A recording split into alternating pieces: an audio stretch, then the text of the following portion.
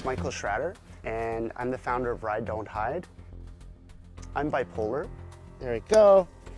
The most difficult aspect for me to get beyond my affliction was the stigma that surrounds mental illness.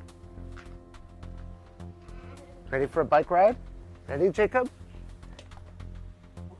Big hill, big hill. I felt and I internalized that it was something to be ashamed about. It was this sort of notion that perhaps I should lie as to why I had to drop out of the terms classes. I knew I could cycle long distances, and I thought that if I could do my little part in trying to dismantle the stigma, I would feel fulfilled. Ride, Don't Hide was a global endeavor in which I cycled for 16 months, the equatorial distance of 40,000 kilometers. People like Terry Fox and Rick Hansen were really inspirational to me. This message that you know, I might have a disability, but don't count me out. We know that roughly 1 in 5 Canadians is afflicted with a mental health challenge at any given time. So 1 in 5 implies about 400,000 Vancouverites. It implies about 7 million Canadians. So where are these 7 million stories? And so Ride, Don't Hide for me was about finding the courage and realizing the obligation for me and other people that are dealing with mental health challenges to come forth and say, it's okay. Never in my wildest dreams could have I imagined Ride, Don't Hide would be what it is today. To see these 5,000–6,000 people come out and ride and show each other that enough is enough. There's nothing to be stigmatized anymore. Stigma is a social disease, and that social disease is medicated when you see those people riding, when you're part of that acceptance.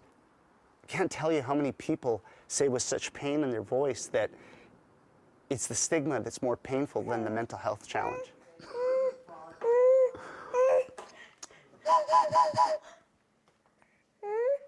Good blowing, Jacob.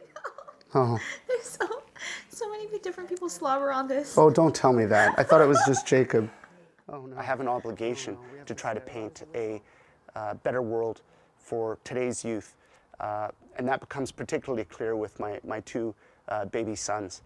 I really believe that 20 years from now, 30 years from now, they might be looking at an old man like me and saying, Dad, I don't even get it. Like, what stigma? It requires unbelievable patience on behalf of the partner, of the person that has a mental health challenge. Unbelievable patience. And Deborah has been beyond belief. Not just accepting of who I am, but allowing me to perhaps even flourish with who I am. And every once in a while when I'm smart and I'm wise, I remember that and I surprise her with some way of showing her how much I love her and some gesture that's over the top and unique to let her know that I'm grateful.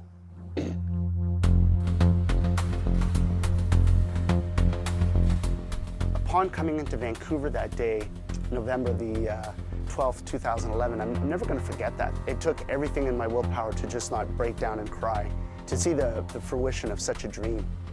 Usually when I take part in Ride, Don't Hide, I wear sunglasses so that my emotion isn't so readily visible. I sure wish I could have some sunglasses now. There are 10 suicides a day in Canada. Suicide is the second largest killer of Canadian youth after car accidents. This is a travesty. It's a travesty that we're not doing more about it. And if Ride, Don't Hide can be a small vehicle towards changing those dire outcomes, then I would have done well.